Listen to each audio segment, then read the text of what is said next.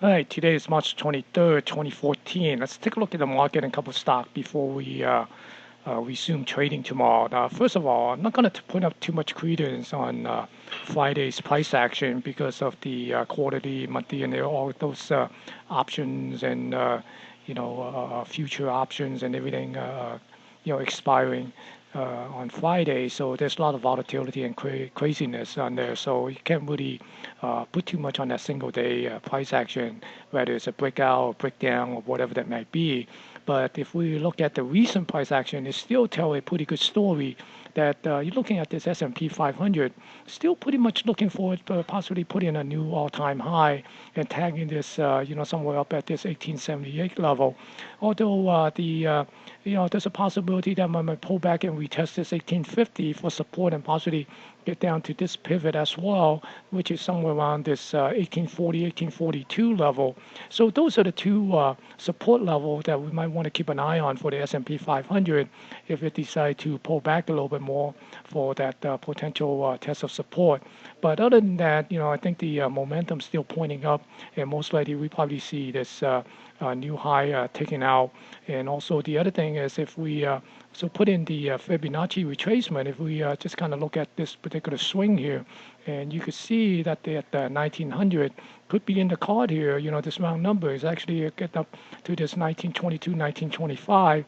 And in addition to that, there's also some confluence here. We have a trend line here that come up. So it is tagging this, 1925 here. So you got this little confluence of the trend line as well as the Fibonacci extension of 127 extension here. So those are kind of stuff that we might want to keep an eye on. And in addition to that, the MACD is relatively neutral. If it turn up and crosses, it just give us a little bit of a bullish indication. And similarly, we are not seeing any divergence here because this is getting a little high, compared to this here. So matter of fact, it is so it is confirming in terms of the general price trend, even though if we take a look at this big long one here, but in that sense, we already got this correction, so we're kind of taking care of that. So looking at the Dow Jones 30, the Dow Jones 30 is a little bit lagging. Still need to come up and tag this new all-time high somewhere around the what's that 16,000 600 area there on the high, and the closing basis 16,576, 577 level.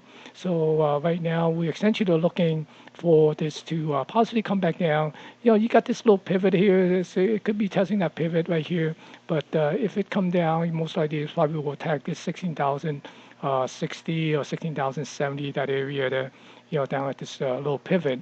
And also in addition to that, if we also put in a Fibonacci retracement using this particular swing here, and we could see that it is extending out here on this 141 to this 17,000, where this trend line meet and intersect with this 141 extension. So that's something to look at. And also you got this, remember this new all-time high here, somewhere around 16,600.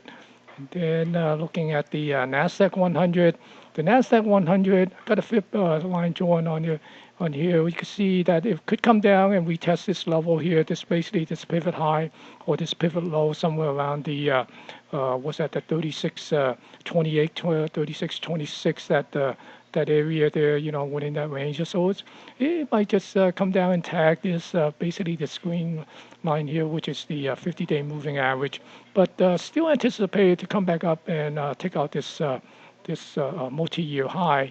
In addition to that, let's see. Also, if we draw a trend line based on these peak here, and you can see that it also come up and get up to this 3,800 and change, 3,825, this 127 extension here on the fifth extension. Although the MACD is turning down a little bit, so we probably have to keep an eye on it and be a little bit cautious. We might see a little bit of a pullback on some of the tech stock that been running recently. And then on the Russell 2000, again, the Russell 2000 looks like you want to come and make another new high here up at this 1209, 1210 area. And in addition to that, again, if it pull back, we have to be watchful of the previous pivot, like this level here, this 1181, 1182, and also this pivot low here somewhere around this 1172, 1173. So those are the support area that we want to see. If it come down at these levels, we want to make sure that they could hold or keep an eye on the price action to see a change of sentiment, a change of direction. And then if we take a look at the Fibonacci retracement, and just to get some ideas, there's some confluence out here, essentially looking at this 1246, somewhere around there. And if we also put a trend line that extend out here. So right now, this one here doesn't give us a low extension to pull it up to this 127, but certainly it does indicate that it will most likely, be able to attack this all-time high. But again, when the market is topping out, the first thing that go will be the small cap. So don't be surprised that this will become of a underperformer as the other major market indexes make a new all-time high. So, but again, right now there's no indication that this thing is falling on the wayside or pulling back and become a laggard and give us a first signal that the market is rolling over. So you just have to keep an eye on these and be wary of them and be watchful of these price level here for the support. So, and the other thing is that, as the market shift, we recently we've been seeing a lot of these sector rotations. So money is rotating from sector to sector, and that's kind of been pushing a lot of the index up, and also help keep the interest on the trader, as their money, rotate. But recently we see a little bit of a different shifting, and that could give us a little early sign of what might be taking place. Because you're seeing that a lot of the money or the reemerge interest, going in after some of these, especially some of these stable, what we call the blue chip stock, in a sense, basically, these are a little more of a safety stock. Okay, they might not be the outperformer, but you don't have to worry about them, being getting really into trouble or whatever. And those are the stock, and I highlight a couple of them here. And these are the down stock. And first of all, notice IBM. IBM been lagging and right now, but if you see, IBM is essentially trying to break out at this level here, somewhere around this 188, 189.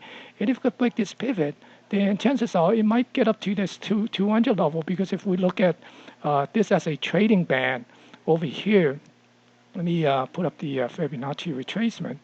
Oops. Let me put this up, and then we will take a look at those here. Let's say this is a trading band here. Okay, so essentially we're looking at this. This has the trading band, and we do a major move 100%. So which is bring it up to somewhere around the 208, right? So it's basically up at this level here, up at this particular congestion zone here. And you see that it is kind of breaking out of this trend line as well. So if we break above this 189, basically 188.75 somewhere and change, you can see that it might get up to this 190, and definitely when we break above this 190, 190.50 area, then we probably will see it to come up to this 195, which would be somewhere around this, this 127 extension. Then we get up to the next, pivot high, which is here. That will give us a 141 extension, and then the 1618. Then they get into filling this little gap, and then the major move essentially will bring us up, up at this pivot level here. So kind of keep an eye on IBM, and this is one of the Dow component, and got a lot of weighting factor on it. So I wouldn't be surprised when we see IBM moving up. We will see this Dow, the Dow 30, be catching up with other major indexes, and most likely it's probably will be targeting that new all-time high above that 16,600. And the other one is 3M. If we look at 3M, 3M been riding on this trend line here, and right now, people thinking that it might come down and dip down here and test this trend line. Well, maybe it will, but maybe it will just continue to try and break above this 135 level, and come up and maybe possibly go and tag this new high up here at that 140. So again, this is one of the Dow component as well. So when you have this guy and IBM kind of moving along with Caterpillar, and Caterpillar been dead for a while, but if you look at it, it kind of broke this particular baseline here, right? This trading band, and once it broke, So if we do a major move here, if this is a trading band and this is a 100 extension, right? Basically a major move of this distance to this distance to be, equal, then we're basically talking about this guy. We could get up to that 100 level here. And right now it seems to be consolidating here. And if we could break that 198, certainly there's a good chance that it will come up and tag this 100. And that would be also give a new 52-week high. Then the other one is Coke, right? See, you notice the theme here is that all these Dow stock, right? You see, Coke came up and, sort of find some support here. Yeah, it could break down and then come back below this, but looking at it right now, it seems like it want to reverse, and you look at the MACD, it's kind of trending up. You see this little divergence here, right? Okay, so, there's some MACD divergence. So you could see that it might, have a possibility of breaking above this 39 level and then work itself up to this 4130 and possibly even put in a new 52-week high.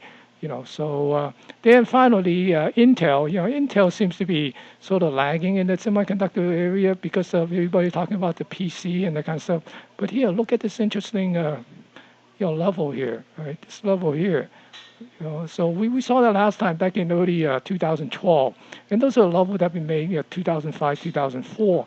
And if Intel could come up and break this little bit of a consolidation and move up and fill this gap, there's a good chance that Intel could come up and tag this 29 area and put in a new 52-week high. So again, these are the Dow stock, and you look at all these guys, everybody's shifting to these, these quality stock here, although it might be lagging a little bit. But one thing in common is that these are very stable company. Right? You don't have to worry about them cutting dividend or that kind of stuff. So look at the interest environment, the interest rate environment, and see where the money is shifting, and that kind of tell you what stage the market might be entering. So be careful, and good luck on your trading next week.